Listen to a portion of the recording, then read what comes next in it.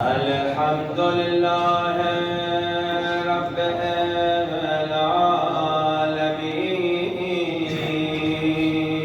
ما شاء الله. الحمد لله كما هو أهلا والصلاة والسلام على سيد المرسلين وخاتم النبيين ما شاء الله. أبي القاسم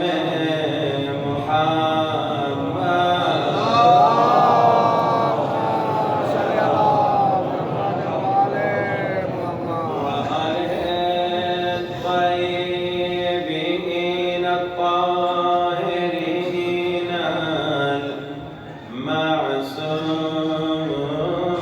المعصومين. دعا سرکائے امام زمانہ سب ملتے ہیں بلند آواز اللہم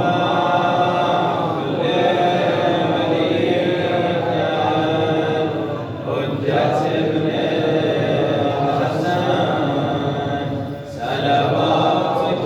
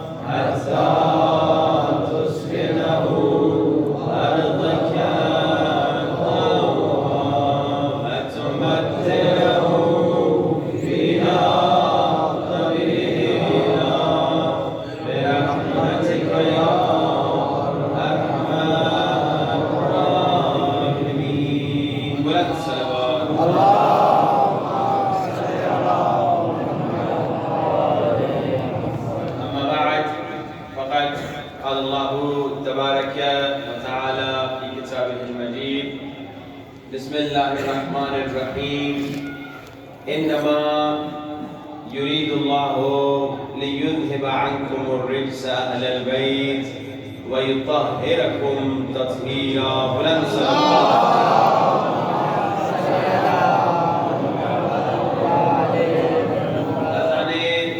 واجب الاحترام خالق کائنات ارشاد فرما رہا ہے کہ اے اہل بیت رسول یہ میرا ارادہ ہے کہ میں رجس کو تم سے دور رکھوں. آپ کی پیاری سماعتوں کو ابتدا میں ایک جملہ ہدیہ کرتے ہوئے گفتگو کو ایسے بڑھانا چاہتا ہوں کہ یہ رجس کیا ہے. کہا کہ ہر وہ چیز جو اہل بیت سے دور ہے وہ رجس ہے.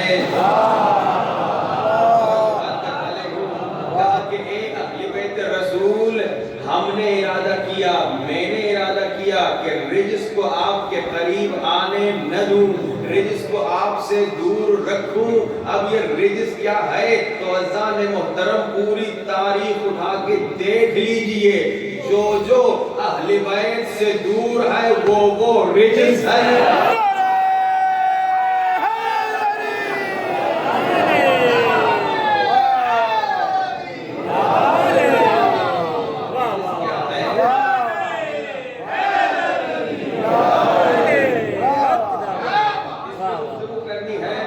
رجس کیا ہے رجس کیسے کرتے ہیں تو قرآن سے بھی پوچھ لیتے ہیں. ایک تو آپ نے تاریخ کو دیکھ لیا کہ بھائی جو جو اہل بیت سے دور ہے وہ رجس ہے. اب قرآن سے پوچھتے ہیں رجس کیا ہے تو قرآن میں اللہ نے کہا انما الخمر والمیسر والانصاب والازلام رجس من عمل الشیطان. لوگوں شراب کا پینا رجس لوگوں جوا کا کھیلنا رجس لوگوں بت پرستی رجس. اب اہل کون مشکل ہو گئی، کیونکہ جب اللہ نے اتنا بڑا مقام سنا دیا، اتنی عظمت سنا دی، ہر ایک کو اہل بیت میں ڈالنے لگا، یہ بھی اہل بیت میں، وہ بھی اہل بیت میں، ہر رشتہ دار کو اہل بیت میں ڈال دیا، سسر کو بھی ڈال دیا، بیوی کو بھی ڈال دیا۔ خدایا ہمیں کیسے پتا چلے کون اصلی اہل بیت ہے، کون نقلی اہل بیت ہے؟ خدایا کیسے پتا چلے؟ کام مسئلہ نہیں، پریشانی کی بات نہیں، قرآن اٹھا کے دیکھ لو، قرآن میں کہا کہ بھائی جوا کا کھیلنا رجس، بتوں کا پوجنا رجس، شراب کا پینا رجس۔ پھر تاریخ اٹھا کے دیکھ لو، جس نے زندگی میں ایک مرتبہ بھی بت پرستی کی ہو وہ کبھی اہل بیت میں نہیں ہو سکتا۔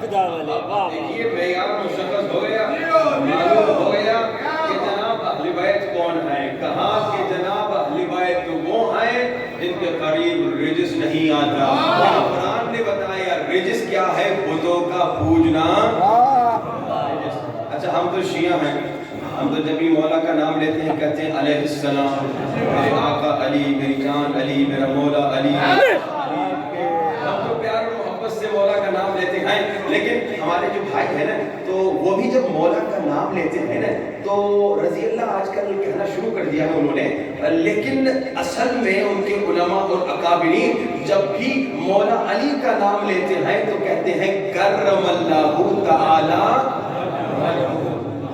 ذرا غور فرمائیے گا، گفتگو کے ساتھ کنیکٹڈ رہیے گا، کیا کہتے ہیں کرم اللہ تعالی وجہ۔ اچھا ہم پوچھتے ہیں ہمارے بھائی، ذرا سوال ایک ہے، آپ دوسرے جو آپ کے بزرگ ہیں ان کو آپ صرف رضی اللہ کہتے ہیں، کبھی کبھی مولا علی کو بھی اپنے چوتھے خلیفے کو آپ رضی اللہ کہتے ہیں، لیکن ایک ہم نے آپ کی کتابوں میں دیکھا، آپ کے علماء سے سیکھا اور دیکھا اور پڑھا کہ آپ کے علماء جب بھی مولا علی کا نام لیتے ہیں تو مولا علی کے نام کے ساتھ کرم اللہ تعالی وجہہ بھی ضرور کہتے ہیں۔ ہمارا سوال ہے کہ دوسرے بزرگوں کے لیے کرم اللہ کیوں نہیں کہتے؟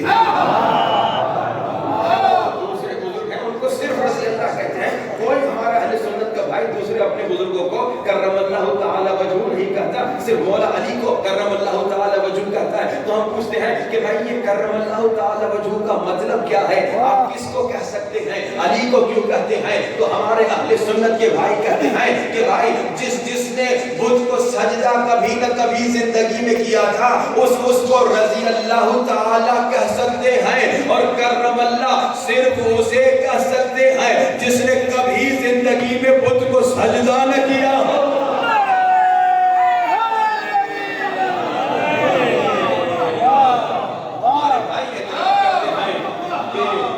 علی اس ہستی کا نام ہے جس نے کبھی زندگی میں غلطی سے بھی بتوں کو، بچپنے میں بھی بتوں کو سجدہ نہیں کیا، اور خود کہتے ہیں کہ دوسرے کبھی نہ کبھی اسلام سے پہلے بتوں کو سجدہ کر چکے تھے، لہذا ان کو کرم اللہ تعالی وجہہ نہیں کر سکتے۔ اچھا ایک اور پرابلم بھی سولو ہو گئی، کیا پرابلم؟ یہ بعض لوگ مولا علی کے بابا پہ اعتراض کرتے ہیں، ہاں جی، مولا علی کے بابا کے ایمان پر اعتراض کرتے ہیں، ہاں جی، ابو طالب کے ایمان پر اعتراض کرتے ہیں، نعوذ باللہ کہتے ہیں کہ وہ مومن نہیں تھے، نعوذ باللہ، توبہ استغفر اللہ، اب وہ اعتراض کرتے ہیں۔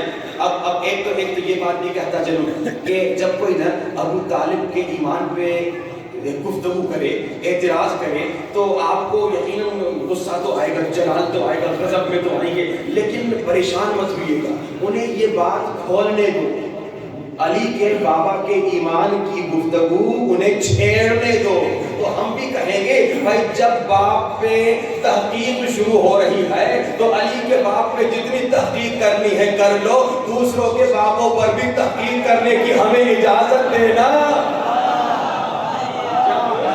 جب باپ پہ تحقیق شروع ہوگی تو علی مولا کے باپ پہ تحقیق کر لو، تمہیں ایمان ہی ایمان نظر آئے گا۔ لیکن اب دوسروں کی کیونکہ تحقیق کا دروازہ کھل گیا تو دوسروں کے باپوں پر بھی تحقیق ہوگی، کہیں ایسے نہ نکل آئے جن کے تین تین باپ ہو۔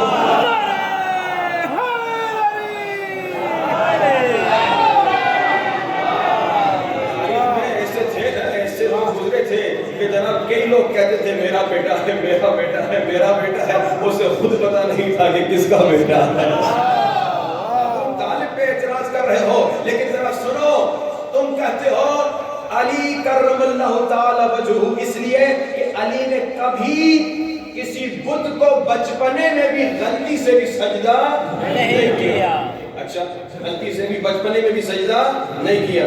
بچوں کو آپ جانتے ہیں کہ بچہ بڑے کو دیکھ کے نقل اتارتا ہے، ایسے ہی آپ نماز پڑھتے ہیں، رکوع میں جاتے ہیں بچہ آپ کو دیکھ کے رکوع کرتا ہے، آپ سجدے میں جاتے ہیں بچہ آپ کو دیکھ کے سجدہ کرتا ہے۔ ہمارے تمام اہل سنت کے بھائی کہتے ہیں علی اس ہستی کا نام ہے جس نے بچپنے میں بھی کبھی بت کو سجدہ نہیں کیا۔ اور آپ جانتے ہیں بچہ بزرگوں کی نقل اتارتا ہے۔ نہیں معلوم آپ میرے ساتھ چل رہے ہیں یا نہیں؟ یعنی کہ مسلمانوں اب تو مان لو کہ ابو طالب کے گھر میں بت پرستی نہیں ہوتی تھی، خدا پرستی ہوتی تھی۔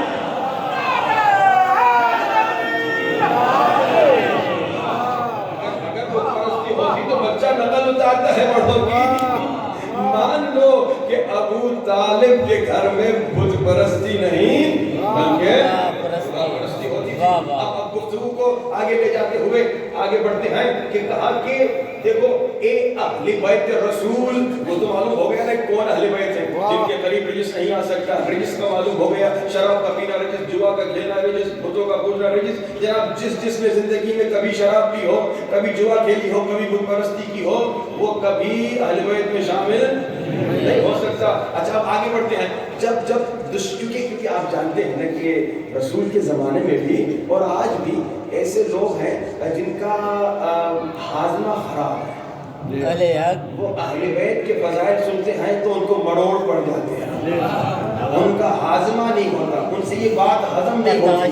جب مقام سنتے ہیں، اہل بیت کا جب فضائل اور مقام سنتے ہیں تو ان کو بات ہضم نہیں ہوتی، تو اب وہ کیا کرتے ہیں، کوشش کرتے ہیں کہ کسی طرح سے وہ ان کی عظمت کو یا کم دکھائیں یا خود کو اوپر لے جائیں۔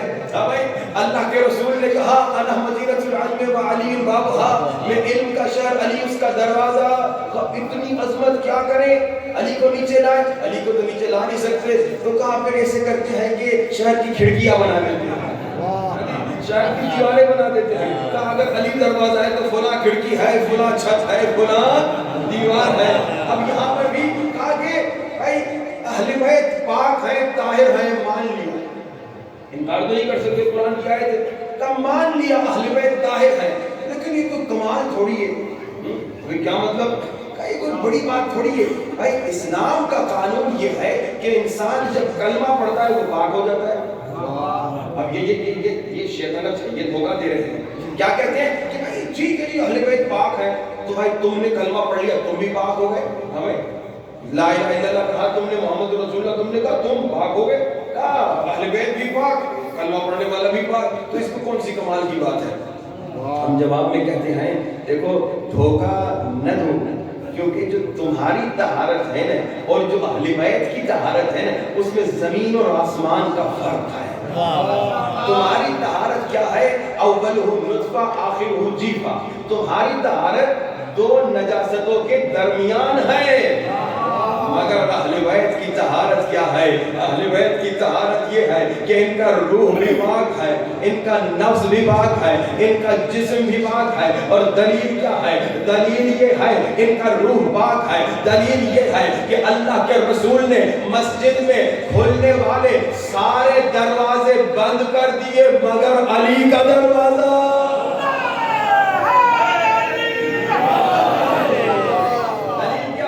ان کا نفس پاک ہے؟ دلیل کیا ہے کہ شب ہجرت اللہ نے علی کا نفس خرید لیا، نفس خرید کے بتایا کہ خریدتا میں وہی نفس ہوں جو طہارت کی معراج میں ہوتا ہے اور ان کا جسم پاک ہے۔ دلیل کیا ہے کہ کعبۃ اللہ میں علی مولا کی ولادت ہوتی ہے اور کسی دشمن کی جھوٹی سے جھوٹی روایت نہیں ملتی کہ علی کی ولادت کے بعد رسول خدا نے کعبۃ اللہ کو صاف کرایا ہو۔ تمہاری طہارت کیا ہے؟ انسان جو خود کو اہل بیت جیسا کہتا ہے، جو خود کو اہل بیت جیسا سمجھتا ہے، کہتا ہے کہ اہل بیت بھی پاک ہم بھی پاک، تو کیا فرق ہے؟ کون سا کمال ہے؟ سنو اے انسان، تمہاری طہارت کیا ہے؟ تمہاری طہارت یہ ہے کہ جہاں تم پیدا ہو جاؤ، جہاں ہم پیدا ہو جائیں، جہاں ہم معمولی انسان پیدا ہو جائیں، وہ جگہ اتنی نجس ہو جاتی ہے اگر کوئی وہاں پر نماز پڑھے تو نماز باطل۔ ہوتی ہے اگر کوئی وہاں پہ نماز پڑھے تو وہ جگہ ایسی نجس ہو جاتی ہے کہ وہاں نماز باطل ہو جاتی ہے۔ تم علی کو اپنے جیسا سمجھ رہے ہو، تم اہل بیت کو اپنے جیسا سمجھ رہے ہو، بھائی جہاں تمہاری ولادت ہو وہ جگہ اتنی نجس ہو جاتی ہے کہ اگر کوئی وہاں پر نماز پڑھے تو اس کی نماز باطل، اور علی کی جہاں ولادت ہو جائے وہ جگہ اتنی عظیم ہو جاتی ہے کہ وہاں نماز پڑھنا عبادت ہے۔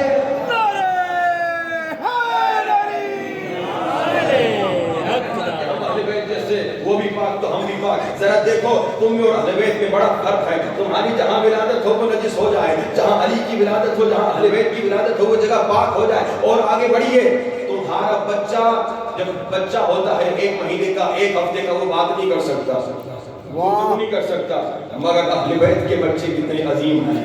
اہل بیت کے بچے کہ مولا علی رسول خدا کی گود میں ہیں، 3 دن عمر ہے اور کہہ رہے ہیں یا رسول خدا توریت پڑھوں، انجیل پڑھوں یا زبور پڑھوں۔ اب میں جملہ ہدیہ کرنا چاہ رہا ہوں آخر تک کے مومنین کو ہدیہ کہ بھائی فرق سنیے، تمہارے بچوں میں اور اہل بیت کے بچوں میں فرق کیا ہے، بلکہ جملہ میں بدل کے کہوں تمہارے بچوں میں، اہل بیت کے بچوں میں اور تمہارے بوڑھوں میں فرق کیا ہے۔ اب مولا علی رسول کی گود میں ہے، مولا علی کہہ رہے ہیں یا رسول خدا توریت پڑھوں، انجیل پڑھوں، زبور پڑھوں۔ اچھا توریت، انجیل، زبور نازل ہو چکے تھے، قرآن ابھی نازل نہیں ہوا تھا، یا رسول خدا قرآن سناؤں۔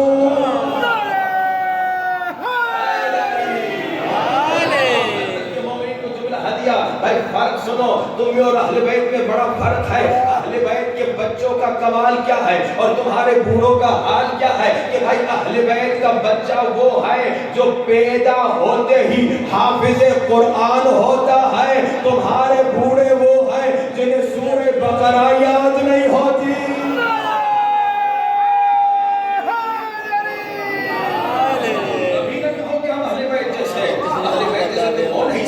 تمہارا کوئی بچہ ہے جو پیدا ہوتے ہی قرآن پڑھے؟ سنو اہل بیت کے بچے، چھٹے سرکار اپنے بیٹے صادق سرکار کے ساتھ گفتگو کر رہے ہیں۔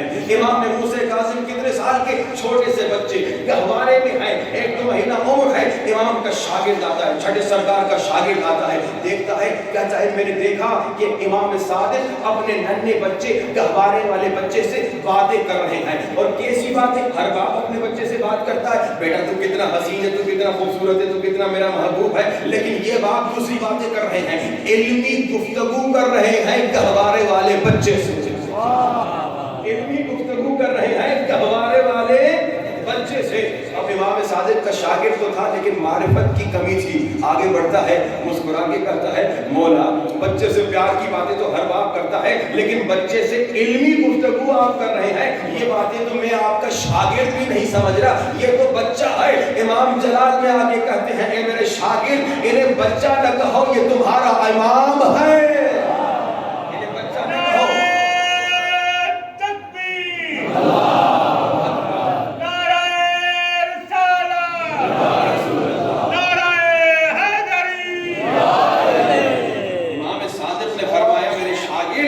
بچہ نہ کہو، یہ میرے بعد تمہارے امام ہیں، بلکہ اپنے امام کو سلام کرو۔ امام کا شاگرد کہتے امام کا حکم تھا تو میں نے سلام کرنا تو ضروری پڑ گیا، لیکن میں یہ سوچ رہا تھا بچہ مجھے میرے سلام کا جواب کیسے دے گا؟ بچہ میرے سلام، اب بچہ ایک تو ہوتا ہے 2-4 سال کا بچہ، ایک ہی 2 مہینے کے بچے کی بات ہو رہی ہے، 1 مہینے کے بچے کی جسے اپنے اماں ابا کا نام بھی کہنا نہیں آتا، اب اتنا چھوٹا ہمارے بچوں کا تو یہ حال ہے. لیکن یہی تو بتا رہا ہوں کہ اہل بیت کے بچے اور ہیں، تمہارے بچے اور ہیں. اہل بیت جیسے تم نہیں ہو سکتے، اہل بیت بہت عظیم ہے، بہت بڑا ان کا مقام ہے. کہا میں یہ سوچ رہا تھا کہ اب یہ بچہ گرچہ امام نے تو کہا میرا آئندہ امام ہے، لیکن یہ میرے سلام کا جواب کیسے دے گا؟ کہتا ہے مولا کا حکم تھا، میں نے کہا السلام علیکم، میرا سلام ہو آپ پر. کہا کہ اچانک گہوارے سے اس بچے کی آواز آئی وعلیک السلام. سلام کا جواب بھی دیا، نہ صرف سلام کا جواب دیا بلکہ کہا کل جو تمہارے گھر میں بچی پیدا ہوئی ہے، جو نام تم نے اس کے لیے رکھا ہے وہ نام اچھا نہیں ہے، اسے بدل دے.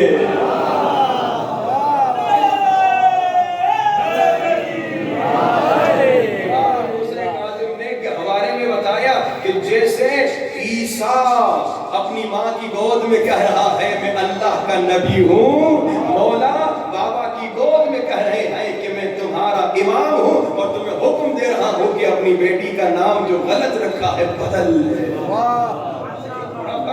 کبھی یہ نہ کہیں کہ ہم اہل بیت جیسے وہ بھی پاک ہے ہم بھی پاک ہیں، تو جناب کون سا کمال ہے؟ کمال ہے ان میں. تمہارا بچہ جب پیدا ہوتا ہے تو سانپ دیکھ لے تو رونا شروع کر دیتا ہے. تمہارا بچہ سانپ دیکھ لے تو رونا شروع کر دیتا ہے، لیکن اہل بیت کے بچے کے سامنے اژدہا آ جاتا ہے، اژدہا کو چیر دیتا ہے.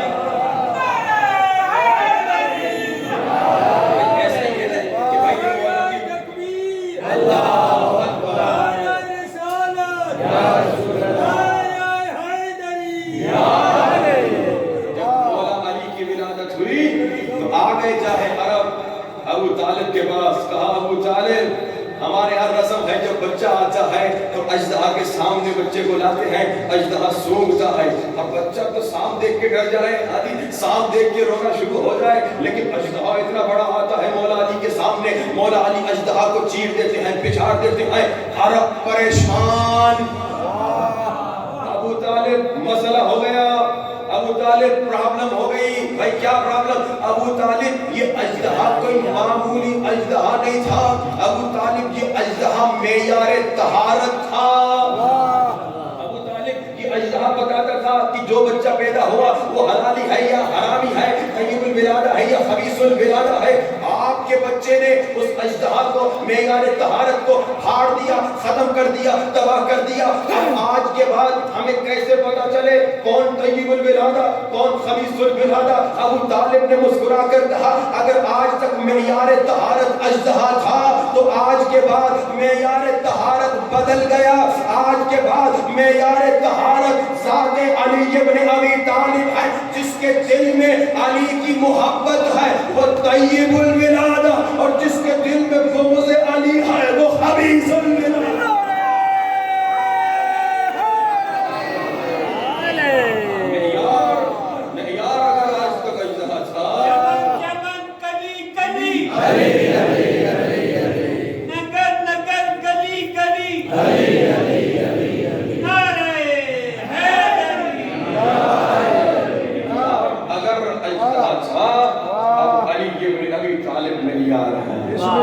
جس کے دل میں عشق علی ہے وہ طیب الولادہ، جس کے دل میں بغض علی ہے خبیث الولادہ. میں اکثر جب کوئی بکواس کرتا ہے نا مولا علی کے خلاف تو مجھے جلال تو آتا ہے لیکن میں دل میں ہنستا ہوں. میں کہتا ہوں کم ابھی تک ہمیں پتا نہیں تھا کہ تو خبیث الولادہ تھا،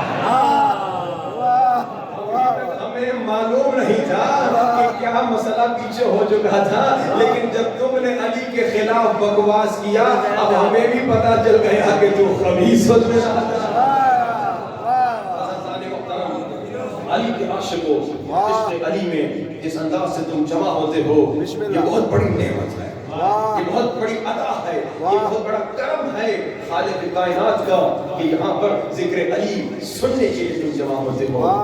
لیکن خدا کی قسم ان مجالس میں ان محافل میں صرف آپ شیعہ نہیں آتے. میں نے اپنی آنکھوں سے کئی مرتبہ دیکھا ہے غیر شیعہ آئے ہیں, سنی آئے ہیں, اسی طرح غیر مسلمان آئے ہیں, عیسائی بھی آئے ہیں. اور جب میں پوچھتا ہوں کہ بھائی آپ یہاں مجلس میں کیوں آئے, تو وہ ایک سوال کرتے ہیں کہ آپ نے کیا سمجھا کہ علی مولا صرف آپ کے ہیں؟ علی مولا تو ہمارے بھی ہیں. تو دیکھیے علی مولا کے فضائل کو ایک سنی بھی سنتا ہے, واہ واہ کرتا ہے, ایک عیسائی بھی سنتا ہے, واہ واہ کرتا ہے. کیونکہ بات یہ ہے نا کہ ہر وہ انسان جس کا دل شریف ہو, شریف ہونا ضروری ہے, ہر وہ شریف النفس انسان, ہر وہ پاک پاکیزہ انسان جب علی کے فضائل سنتا ہے تو عاشق علی ہو جاتا ہے. کیوں نہ عاشق ہو جب فضائل سنے گا کہ علی آسمانوں کا سلطان ہے, علی اصل میں کل ایمان ہے, علی انبیاء کا نگہدار ہے, علی دین کا رہبرو سالار ہے, علی کشتی نوح کا بادبان ہے, علی سورجوں سے بھری کہکشان ہے, علی آشنائے رموز یقین ہے, علی لنگر آسمان و زمین ہے, علی مظہر تابش نور ہے, علی شامل بزم کسا ہے, علی زمانے کا مشکل کشا ہے, جہان سہر ہے, علی ہر ولی کا جلی انتخاب, علی ابن عمران, علی بودرا, علی عرض پر سکون سما ہے, علی قامت فکر کی انتہا ہے, علی کے قدم سے حرم بس گیا, علی رب عالمین کا چہرہ نما, علی وارث سے مسند العطا, علی دل میں اپنی ولا کھول دے, علی مشکلوں کی گرہ کھول دے, علی دست قدرت کا شاہکار ہے, علی سارے عالم کا دلدار ہے, علی عقیدے میں پہلی نماز ہے, علی مصیبت میں امید آسرا, علی خدا کے ہاں جانے کا آسان راستہ, علی کا نام رگوں کے لہو میں گونجتا ہے, علی کو زیب دیتا ہے نبی کا جانشین ہونا, علی کو جلتا ہے مولود کعبہ ہونا.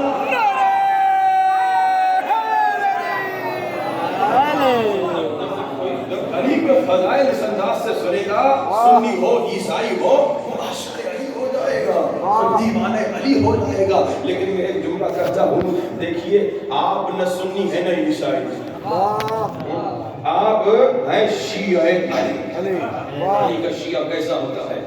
امام صادق کے بیٹے امام کاظم کی مجلس میں آپ آئے ہیں. امام فرماتے ہیں دیکھو اگر کسی علاقے میں کہ جہاں 2 لاکھ کا مجمع ہو, کتنے لوگوں کا؟ 2 لاکھ کا مجمع ہو, وہاں پہ اگر تم علی کے شیعہ کو پہچاننا چاہتے ہو نا تو دیکھ لینا جو سب سے بڑا نمازی ہے وہ علی کا شیعہ, جو سب سے بڑا روزے دار ہے وہ علی کا شیعہ, جو سب سے بڑا نیک ہے وہ علی کا شیعہ. یعنی 2 لاکھ لوگوں مسلمانوں میں جو سب سے نیک نمازی شریف انسان ہوگا وہ علی کا شیعہ ہوگا. ایسا ہونا چاہیے علی کے شیعہ کو. لیکن آج علی کا شیعہ تو خود کو کہتے ہیں, لیکن ہمارا حال کیا ہے, ہمارا عالم کیا ہے, ہماری زندگی کیا ہے؟ دیکھیے جب آپ خود کو علی کا عاشق کہتے ہیں نا, علی کا محب کہتے ہیں, تو محبت کا تقاضا کیا ہے؟ محبت کا تقاضا اطاعت ہے. جب آپ کو علی مولا سے محبت ہے تو اطاعت کرنی ہے.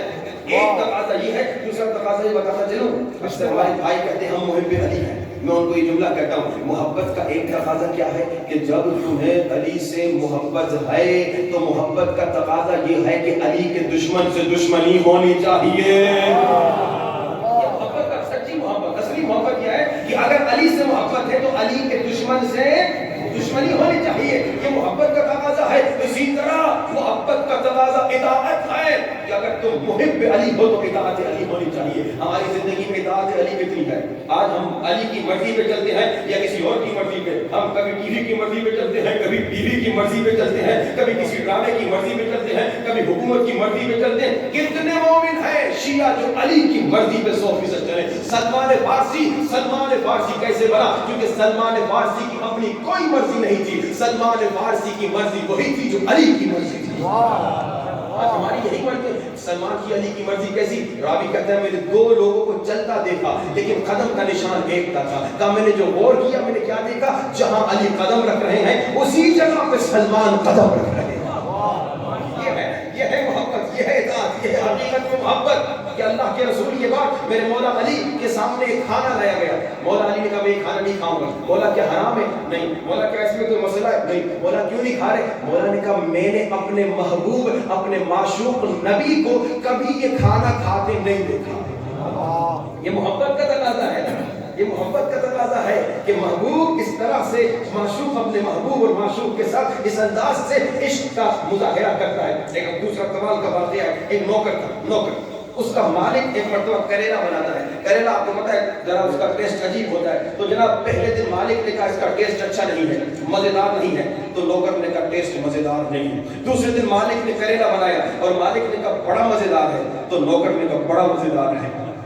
اب مالک کہتے ہیں کل میں نے کہا مزیدار نہیں ہے تو تم نے بھی کہا مزیدار نہیں ہے, آج میں نے کہا مزیدار ہے تو تم نے بھی کہا مزیدار ہے. بھائی اپنا بھی تو کچھ کہو.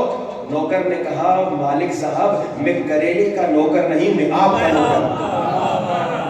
میں کریلے کا نوکر نہیں, میں آپ کا نوکر ہوں. آپ کہیں گے مزیدار ہے تو میں کہوں گا مزیدار ہے, آپ کہیں گے برا ہے تو میں کہوں گا برا ہے. یعنی اتنا ایمان امام پہ کہ امام کا ایک شاگرد کہتے ہیں مولا اگر آپ ایک انار میرے سامنے رکھیں گے, ایک انار, اور آپ نے یہ آدھا حرام ہے آدھا حلال ہے تو میں مانوں گا کہ یہ ایک انار آدھا حرام ہے, کیونکہ آپ نے کہا. مجھے آپ پر یقین ہے, اور جب یقین ہوتا ہے انسان عمل کرتا ہے. جس کی بات پہ یقین ہو تو عمل کرتا ہے. اگر مولا کی بات پر یقین ہے تو پھر عمل میں ہم اتنے پیچھے کیوں ہیں؟ سب سے آگے شیعوں کو ہونا چاہیے. آپ نے سنا 2 لاکھ کے مجمع میں ایک اگر نیک ہو, نمازی ہو, روزے دار ہو تو وہی امام کہہ رہے ہیں وہ حقیقت میں ہمارا شیعہ ہے. اب سنیے علی کا شیعہ کیسا ہوتا ہے اور ہمارا حال کیسا ہوتا ہے. اور بس مسائل و زحمت تمام. ایک مولا علی کا بڑا شاعر تھا, بڑا عاشق تھا, مولا سے محبت کرنے والا. اور محبت کی دنیا میں آپ کو پتا ہے کہ لوگ بہت ساری باتیں کہہ جاتے ہیں جو بعد میں پتا چلتا ہے کہ اتنی بھی صحیح باتیں نہیں تھیں. جیسے وہ جب دادا جوان کی شادی ہوتی ہے تو وہ لڑکی کو یا اپنی تازہ بیوی دلہن کو کیا کہتا ہے, میں تمہارے لیے تارے توڑ کے آؤں گا. اور وہ کہتی ہے سیب توڑ کے آؤ, سیب نہیں توڑ سکتا. یہ باتیں کرتے تھے محبت میں. تو جناب ایسا کوئی شاعر تھا محبت مولا میں, دیوانگی میں, اس نے ایک شعر لکھ دیا. کیا لکھا حاجب اگر معامله حاشر با علیست من ضامنم ہر چه بخواهی گناه کنم. اب اس کا ترجمہ سنیے گا, لیکن یہ بھی سنیے. یہ کیونکہ اچھا نیک تھا, شریف انسان تھا, دشمن نہیں تھا. دشمنی میں اس نے دھوکہ دینے کے لیے شعر نہیں لکھا تھا, عشق کے عالم میں اس نے لکھ دیا. کیا کہا؟ حاجب اگر معاملہ حاشر با علیست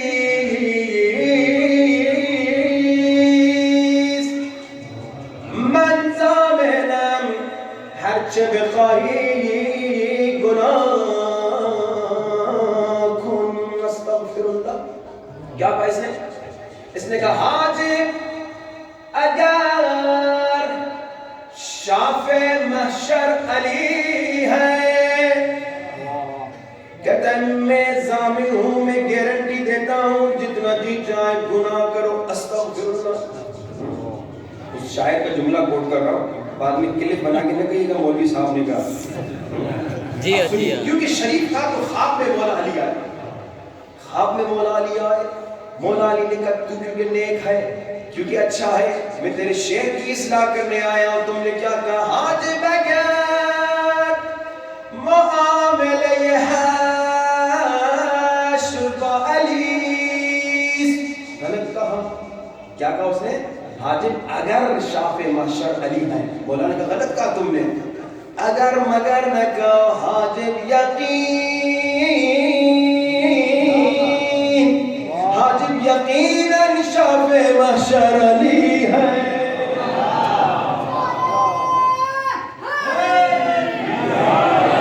اگر نہ کہو حاجب یقین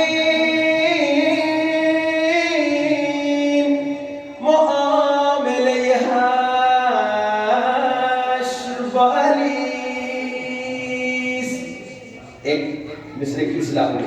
اب دوسرے مصرے میں تم نے کیا کہا؟ تم نے کہا من ضامنم ہر چه بخواہی گناہ کن, میں ضامن جتنا جی چاہے گناہ کن. لیکن علی نے اصلاح کی. علی مولا نے کہا ایسے نہ کہو بلکہ حاجب یقین معاملہ حاشر با علیست. حاجب یقیناً علی شافع محشر ہے.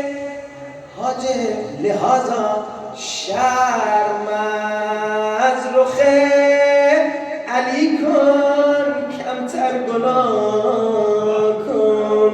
حاجب یقیناً علی شافع محشر ہے، لہذا علی سے شرماؤ، گناہ کرنا چھوڑ دو۔ واجب یقیناً شافع محشر علی ہے۔ جب تمہیں یقین ہے شافع محشر علی ہے تو پھر غیبت کیوں کرتے ہو؟ تو پھر گناہ کیوں کرتے ہو؟ پھر ریا کیوں کرتے ہو؟ تکبر کیوں کرتے ہو؟ دکھاوا کیوں کرتے ہو؟ اس پہلے شاعر نے جو شعر لکھا تھا اس نے پارٹی بازی کی تھی۔ اس نے کہا تھا کیونکہ علی شافع محشر مجھے بچا دیں گے۔ علی مولا نے کہا تمہیں تو معلوم ہے شافع محشر علی ہے، تو شرماؤ، گناہ کرنا چھوڑ دو، کس منہ سے علی کے سامنے آؤ گے؟ ذرا سوچیں، ہم جو گناہ کر بیٹھتے ہیں خدا نہ خواستہ، ایک منٹ گناہ سے پہلے سوچیں، اگر قیامت کے دن علی مولا نے آپ سے مجھ سے پوچھا کیا میں تیرا اچھا مولا نہیں تھا، آپ کیا جواب دیں گے؟ آپ یہی کہیں گے مولا آپ تو کمال کے آقا ہے۔ پھر مولا پوچھے تو پھر تو نے میری بات کیوں نہیں سنی؟ تم نے گناہ کیوں کیا؟ تم نے اللہ کی مخالفت کیوں کی؟ تم نے کسی کے ناموس کو کیوں دیکھا؟ تم نے گانے کیوں سنے؟ تم نے اپنی بہن کا حق کیوں کھایا؟ تم نے غیبت کیوں کی؟ کیا جواب دیں گے؟ حاجب یقین معاملے یہ ہے با علی، شرم از رخ علی کن، کمتر گناه کن. حاجب یقیناً شافع محشر علی ہے، علی سے شرماؤ، گناہ کرنا چھوڑ دو. بس یہ عشق علی، حقیقی عشق علی یہی ہے. سلمان فارسی کا عشق یہ ہے. اللہ اکبر. گناہ میں لذت شیطان دکھا رہا ہے، گناہ میں فائدہ شیطان دکھا رہا ہے، لیکن عشق علی گناہ سے روکتا ہے. میں ایسا کام کیوں کروں جس سے میرے مولا کی آنکھوں میں آنسو آ جائے. مثال دوں آپ کو، اللہ نہ کرے، اللہ نہ کرے، اگر آپ کا کوئی جوان بیٹا یا بیٹی خدا نہ خواستہ کسی برے عمل میں مبتلا ہو جائے، آپ کا دل ٹوٹ جائے گا نا، آپ کی آنکھوں میں آنسو آئیں گے نا. ایسا یہ اللہ نہ کرے. اگر کوئی ہمارا بچہ گناہ کرے، غلطی کرے، ہمیں رونا آ جائے گا. ہم سب مولا کے بچے ہیں. جب مولا دیکھتے ہیں میرا شیعہ گناہ کر رہا ہے، مولا کی آنکھوں میں آنسو آتے ہیں. کم سے کم ہم مولا کو نہ رلائیں. اور یزیدیوں نے مولا کو بڑا رلایا ہے. میں تو شیعہ کم سے کم میں نہ رلایا. یہ جو کربلا کے مصائب آپ سنتے ہیں، آپ سے برداشت نہیں ہوتے، آپ صرف سنتے ہیں. اللہ اکبر. لیکن میں قربان امام زمانہ کی غربت پہ. امام زمانہ کے سامنے مولا حسین کا خون بھرا کرتا لہراتا ہے. مولا کا دل تڑپتا ہے. یہ کرتا جانتے کون سا کرتا ہے؟ یہ کرتا وہ کرتا ہے جسے جب زینب نے اما زہرا کی قبر پہ رکھا، اپنے قبر میں زلزلہ آیا.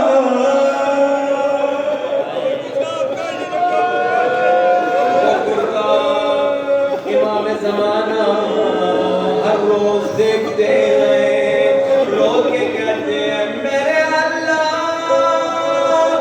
میرا جلد ظہور فرما.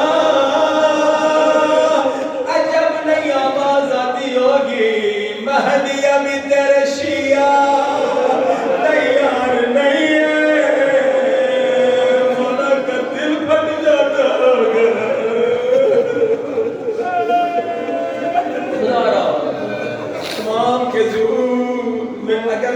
تاخیر ہو رہی ہے ہمارے اعمال کی وجہ سے، ہم غلطی کرتے ہیں، امام کا ظہور دیر میں ہوتا ہے، کتنا بڑا دکھ ہوتا ہوگا۔ مومنوں خدا را ہر روز امام کی غربت پہ رویا کرو۔ کسی نے امام سے پوچھا مولا آپ کا ظہور کب ہوگا؟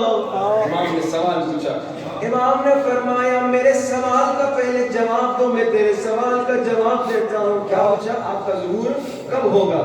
مولا نے کہا ذرا یہ بتاؤ، ہر روز ہے کہ آج بھی امام زمانہ کا ظہور نہیں ہوگا، ذرا سچ سچ بتاؤ کیا اس بات پہ تم ہماری غربت پہ گریہ کرتے ہو یا نہیں؟ یعنی ہر روز امام زمانہ کی غربت پہ کیا تم روتے ہو؟ کہا مولا نہیں۔ امام نے کہا یعنی ابھی تم لوگ تیار نہیں ہو۔ کسی ماں کا بچہ گم ہو جائے، وہ جب صبح اپنے بچے کا خالی بستر دیکھے کتنا تڑپتی ہے نا؟ کسی بچی کا باپ مر جائے جب باپ کا خالی بستر دیکھتی ہے کتنا تڑپتی ہے۔ امام زمانہ کے عاشقوں، ہر روز پورا دن گزر جاتا ہے، تم اپنے امام کو یاد بھی نہیں کرتے۔ امام کی مظلومیت ہے، کم سے کم جمعے کے دن امام کو یاد کرو، دعائیں لطفہ پڑھا کرو، رو رو کے کہا کرو این بقیت اللہ، کہاں ہے وہ مہدی، اور جب آئے گا اس ظالم سے انتقام لے گا، جس نے سکینہ کو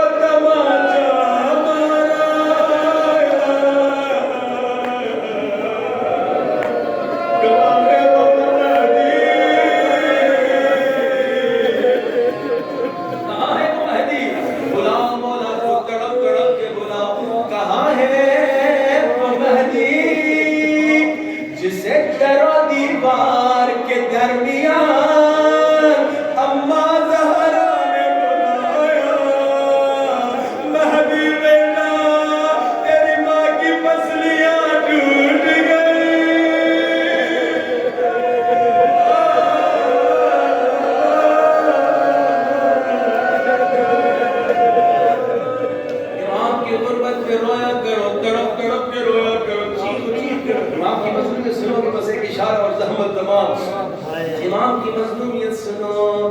اللہ اکبر۔ کربلا میں کچھ ایسے واقعات ہیں جنہیں مولا حسین جیسا سابق امام بھی برداشت نہ کر سکا۔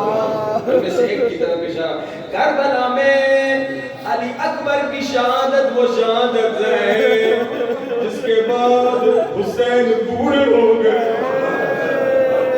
کہتا ہے میں نے اکبر کی شہادت سے پہلے حسین کو دیکھا تھا، سر کے اور داڑھی کے بال کالے تھے، مگر اکبر کی شہادت کے بعد میں حسین کو پہچان نہ سکا۔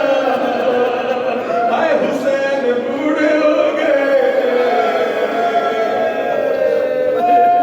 لیکن نظادارو، یہ کربلا کی شہادت خدا ہر روز امام زمانہ کو دکھاتا ہے۔ امام تڑپ تڑپ کے روتے ہیں، میرے اللہ میرا جلد ظہور فرما۔ مگر ہاں عجب نہیں آواز آتی ہوگی، شیعہ اب تک تیار نہیں، شیعہ دنیا داری میں مست ہے، خدا را شیعہ تیار ہو جاؤ، امام زمانہ تم سے زیادہ ظہور کا انتظار کر رہے ہیں۔ ہاتھوں کو بلند، سب ہاتھوں کو بلند کیجئے، دعا کی قبولیت کا وقت ہے۔ جب بھی آنکھوں سے آنسو نکلے، دل ٹوٹے، دعا کی قبولیت کا وقت ہے، ضرور دعا کیا کرنا، لیکن اس وقت اپنے لیے بعد میں دعا کرنا، پہلی دعا یہ کرنا خدایا امام زمانہ کے جلد ظہور فرما۔ آنکھوں کو بلند کرے، آخر نبی ہوگی، خدایا تجھے بی بی زینب کی غربت کا واسطہ، امام زمانہ کا جلد ظہور فرما، تجھے امام موسیٰ کاظم کے 14 سال قید کا واسطہ، آئے امام زمانہ کا جلد ظہور فرما۔ میرے اللہ، کوئی ہاتھ نہ جھکا،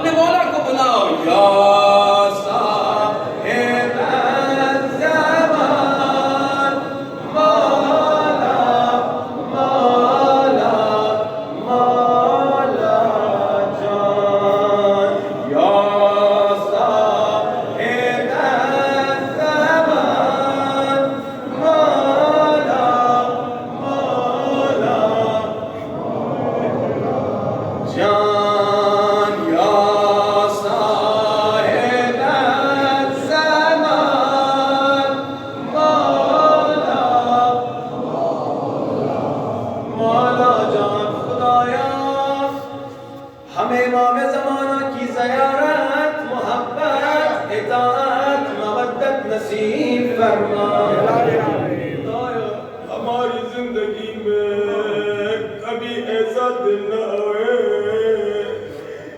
جب مصائب حسین پڑے جائیں اور ہماری آنکھوں میں آنسو